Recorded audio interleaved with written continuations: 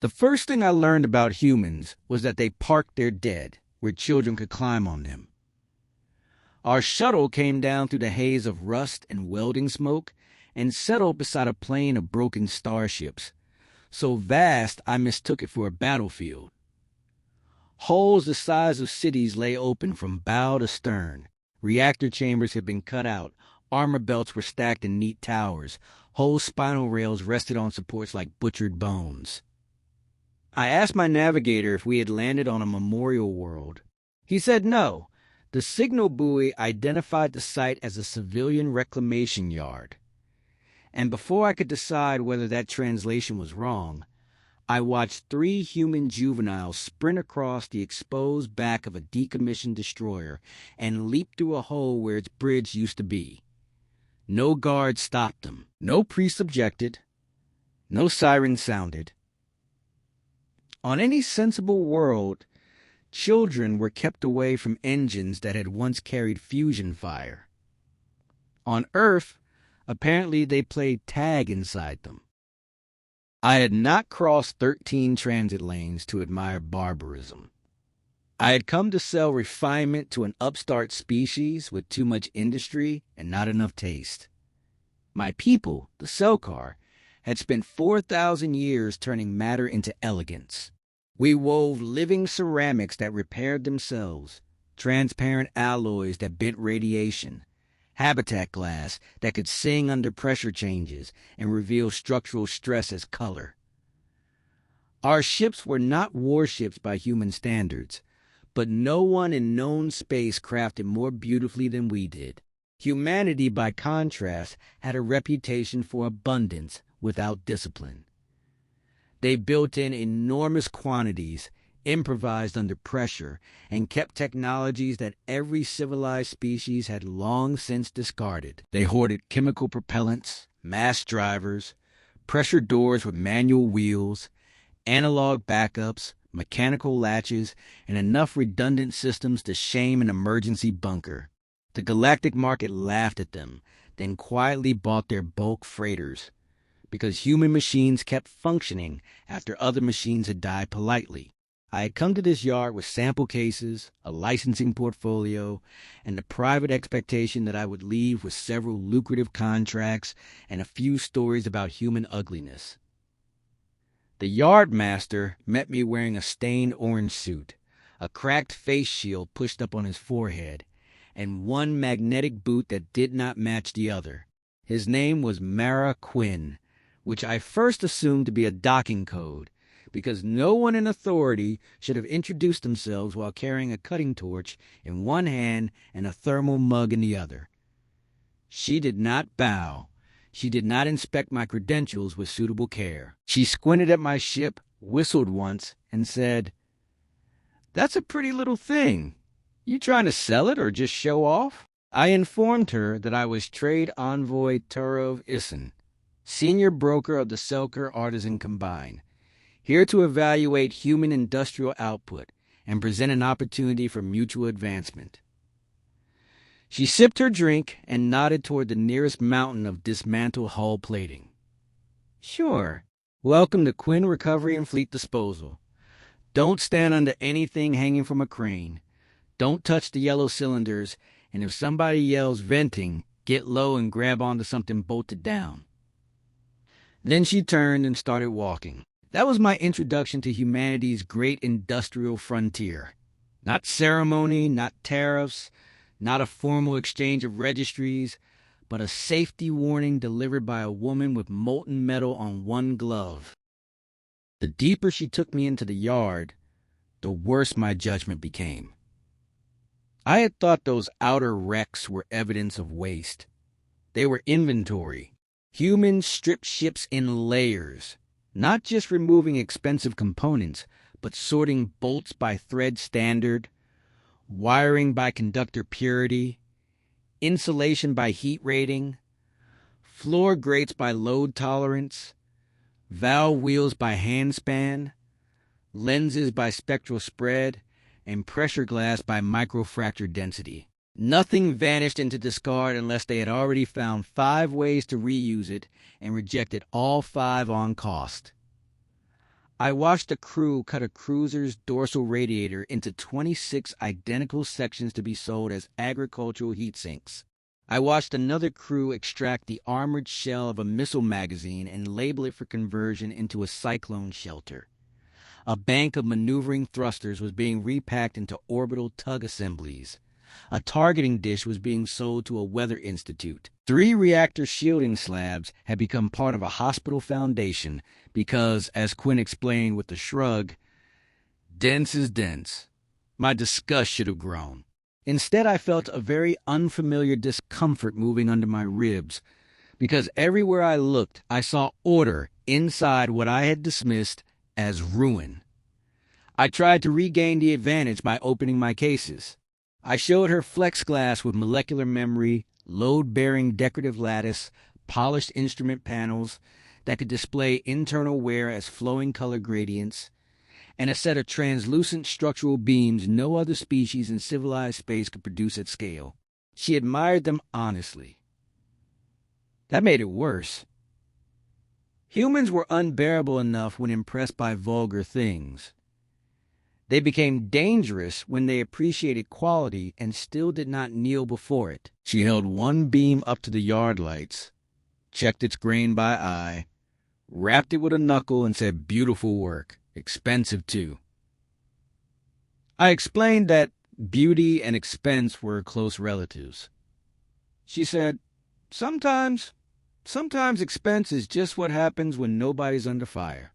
I thought that was ignorance until she led me into Dry Dock 9 and showed me a human frigate split open for modernization. I had seen schematics of human naval architecture before. Schematics lie. In person, the ship was a confession of species-level obsession. Nothing inside it trusted anything else to keep working. Primary coolant pipes ran beside secondary channels encased in blast sleeves. Control bundles were duplicated on opposite flanks and crossed through armored junctions. Manual release levers sat beneath smart lock housings. Wheels backed up servos. Optics backed up radar. Radar backed up LiDAR. LiDAR backed up line-of-sight ports with armored shutters. Every major compartment had local power isolation, local atmosphere control, and damage control caches distributed at intervals so I first mistook them for decorative rhythm. There was no elegance in the cell car sense. It was heavier than necessary, uglier than necessary, and crowded with the mechanical equivalent of paranoia. But it was not crude. That was the moment my mistake began to crack. Crude things do not reveal layers. Crude things do not survive redesign. Crude things do not invite adaptation. This ship had been built by minds that assumed failure was normal, panic was inevitable, and the machine had to keep the crew alive anyway. Quinn must have seen the change on my face, because she smiled without kindness and called up a projection of the original yard file. The frigate had been 32 years old. It had survived 1 reactor incident, 2 combat deployments, a boarding action, a docking collision, and a period of service as a customs interceptor on an ice route where hydraulic systems like to seize. It had then been sold, refit, rezoled, converted into a survey platform, and finally retired after a micrometeor swarm shredded its external sensor spine. Any Selkar ship that had endured half that indignity would have been preserved in a museum or quietly recycled in shame. This human vessel was in line for a third life. They were replacing half its guts and sending it to a colony escort contract beyond the Perseus reach. Because, as Quinn put it, the frame's still good. The frame's still good. She said it the way one might say, the sun still rises. The frame's still good, so the ship continues, the crew continues, the line item continues. The world that needs escort gets escort. No reverence, no mourning, no philosophical debate about the dignity of objects, just continuation. That should have been the lesson, but I was still proud enough to miss it. Pride always makes the final trap look like a compliment. I asked what humans would actually want from the Selkar Combine. Decorative cladding for command decks? Stress-indicating crystal panels for capital ship bridges? Luxury habitat interiors for officers who had grown tired of living inside armored plumbing? Quinn listened, leaned against a crate of decommissioned rail assemblies, and said they might buy some if the price came down, but what she really wanted was my ship. I laughed hard enough to embarrass my own aides. My vessel, the iridescent Mercy, was a Selkar mercantile cutter, prize winner in 6 design expositions, fitted with artisan-grown composites, pressure-responsive hull veining, and an internal framework that trade schools across the Accord used as a teaching model for harmonized load distribution. She wanted my ship the way a child might want a moon. Quinn waited until I was done laughing and said, "No, I'm serious, not for flying, for study." I told her no human facility in the quadrant was qualified to study Selkar construction. She said, "That's what I'm counting on." She took me to a sealed bay at the very center of the yard, a place so clean it looked artificial after the grime outside. Inside sat a vessel under scaffold curtains.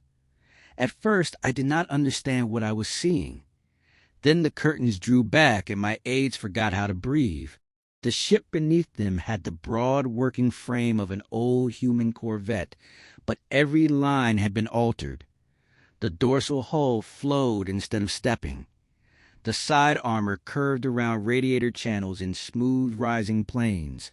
The engine housings were nested inside a tapering stern cage that looked sculpted rather than assembled. Transparent sections ran through the bow spine and command blister, not as decoration, but as armored observation vanes integrated with structural members. She had human mass, human redundancy, human hardpoint spacing, human weapon architecture, human access logic, and human brutality in the bones.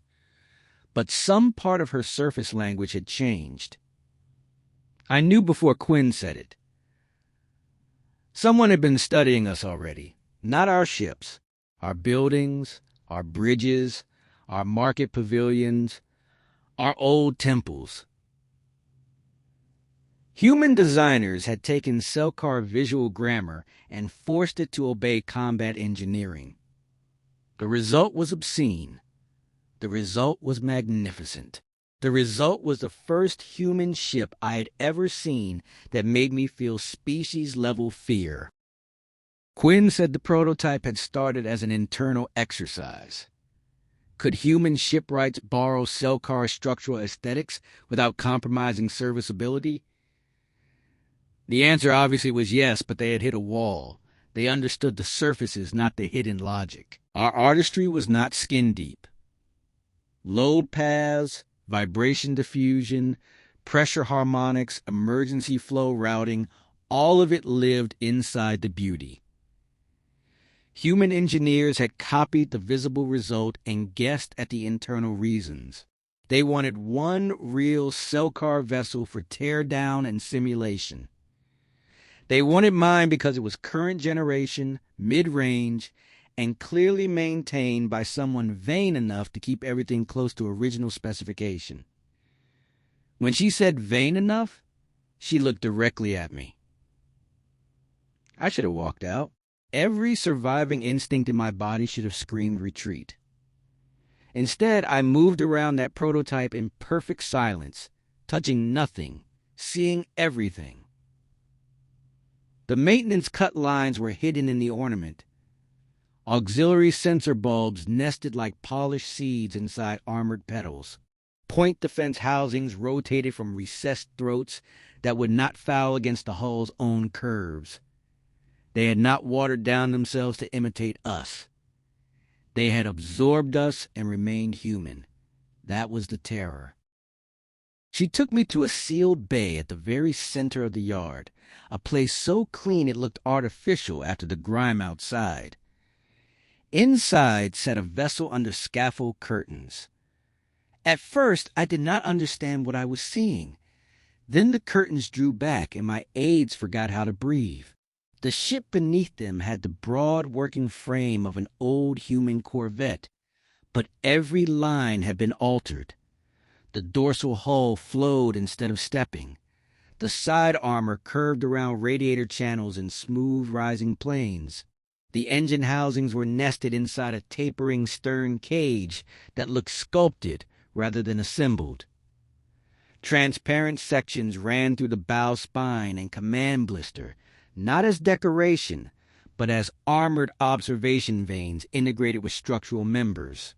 She had human mass, human redundancy, human hardpoint spacing, human weapon architecture, human access logic, and human brutality in the bones.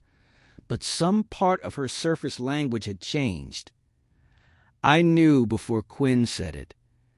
Someone had been studying us already, not our ships, our buildings, our bridges, our market pavilions, our old temples. Human designers had taken Selkar visual grammar and forced it to obey combat engineering. The result was obscene. The result was magnificent. The result was the first human ship I had ever seen that made me feel species-level fear. Quinn said the prototype had started as an internal exercise.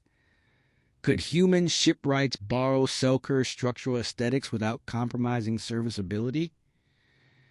The answer obviously was yes, but they had hit a wall.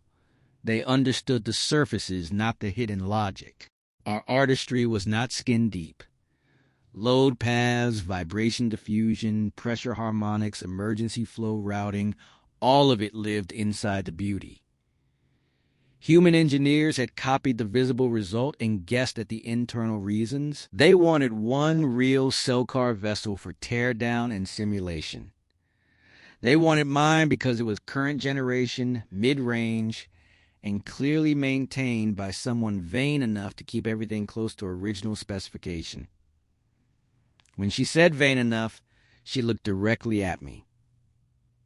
I should have walked out. Every surviving instinct in my body should have screamed retreat. Instead, I moved around that prototype in perfect silence, touching nothing, seeing everything. The maintenance cut lines were hidden in the ornament. Auxiliary sensor bulbs nested like polished seeds inside armored petals. Point defense housings rotated from recessed throats that would not foul against the hull's own curves. They had not watered down themselves to imitate us. They had absorbed us and remained human. That was the terror. That should have saved me. But then Quinn made the final mistake on purpose. She handed me the control slate of the prototype and said, "Take her around the dock." Humans understand appetite the way surgeons understand anatomy. They know exactly where to cut. The ship answered my hands before I finished the first turn. The control architecture was human, blunt, layered, and overconfirmed. But beneath it, the hull moved with a balance no human ship should have possessed. Thruster trim compensated before I requested it. Inertial spread across the frame instead of punching through it. Micro vibrations damped themselves in gradients I could feel through the seat supports. They had done it. Not perfectly, not yet, but enough. I took one lap around the dock ring, and every contract, every caution, every ounce of Selkar's strategic discipline came apart inside me, like weak adhesive in heat. When I returned, Quinn did not smile. She just set the transfer documents on a crate between us. I signed because I wanted the ship. That is the truth stripped clean. I did not sign for diplomacy or market access or cross-cultural partnership or some noble future of shared advancement.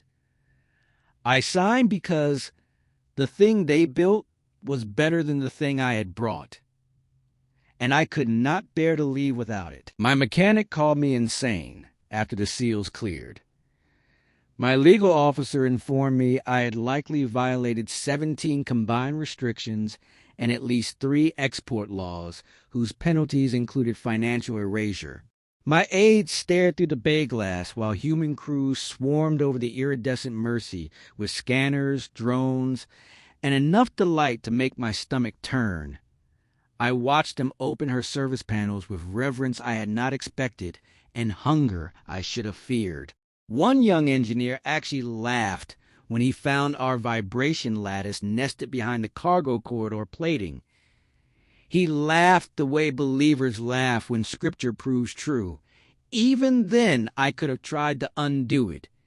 Even then, I could have filed an emergency injunction. Instead, I climbed into my new ship and ran my hand over the armrest while her systems came alive around me. The first 6 months were glorious. The prototype, which I renamed the Market Grace to preserve a sliver of dignity, made every port in my sector stop and stare. Clients who would have ignored a Selcar cutter begged for tours. Human design gossip moved faster than trade law, and soon every mid-tier buyer with ambition wanted structural ornament, integrated visual grammar, adaptive internal flow, and hulls that did not look like freight containers blessed by accountants. I made fortunes carrying rare ceramics, reactor-safe architectural glass, and human modular salvage contracts between worlds that had previously insisted such goods belonged to different classes of commerce. The Market Grace was not just a ship. She was proof that markets had been stupid. Beauty and survivability, elegance and serviceability, symbolic value and practical mass efficiency had never been enemies. We had all simply lacked the nerve to force them into the same frame. For a little while, I believed I had won the greatest trade gamble in modern memory. Then the human catalogs changed. New escort hulls appeared with Selcar-inspired load smoothing built into their spines. Colony transports started using pressure distribution ribs based on our habitat arches. Human warship manufacturers announced a fresh line of modular cruisers with improved reactor isolation, better acceleration under asymmetric damage, and command decks whose transparency was not ornamental but armored and structurally contributive. None of those notices mentioned the iridescent Mercy, of course. Humans were too polite for that. They simply released specification sheets that made old competitors obsolete overnight. Insurance syndicates revised their tables because human hull survivability had jumped. Repair yards complained because the new ships came apart faster and went back together cleaner. Border fleets that once treated human designs as overbuilt curiosities began ordering studies. Then came the worst report of all. A Selcar observer in the Lorne Expanse identified a new human battle line vessel whose internal truss harmonics matched combined principles so closely that he first assumed it had been stolen whole from one of our secure docks. It had not. It was original, entirely human. By the time the Artisan Combine issued their first formal complaint, it no longer mattered. You cannot accuse a species of theft for understanding what you sold them in public for 20 years and what one idiot delivered to them gift-wrapped in a private bay. You cannot claim sacred ownership over engineering truths once another mind has worked them into a superior machine. The yard on Earth expanded. Then 3 more yards opened on Luna, Callisto, and New Carthage. Human reclamation firms became design houses. Their design houses became naval suppliers. Their naval suppliers became strategic concerns. The same species the galaxy had mocked for keeping manual override wheels and duplicate coolant loops had learned to lace grace into brutality without sacrificing either. They did not become artists with guns. They remained mechanics who had discovered that beauty could be another load-bearing component, another recruitment tool, another psychological weapon, another market lever, another reason for a buyer to choose one hull over another before a shot was ever fired. I still fly to Market Grace. I have been denounced in 3 assemblies, sued in 9 courts, and privately congratulated by at least twice that many traders who made fortunes in the wake of the shift. My people call me reckless, traitorous, weak to vanity. The humans call me the first customer. Both sides are right. When young captains dock beside me and stare up at her flanks, I recognize the expression immediately. It is the same expression my species wore the first time we saw what humanity did to ships everyone else thought were good enough. Hunger, envy, a little awe, a little anger, the exact mix that changes history when it gets access to a workshop. I am old enough now to admit what I understood too late in that yard full of dead vessels and laughing children. Humans do not worship machines, and they do not mourn them the way civilized species do. They take them apart in daylight, learn every secret worth keeping, throw away every weakness they can name, and send the pieces back into the world meaner than before. I handed them one more lesson because I wanted something beautiful. That was my error. That was my honesty. And if I were standing in that sealed bay again, with Quinn holding out the slate and that impossible ship waiting behind her, I would sign the transfer a second time without reading a word.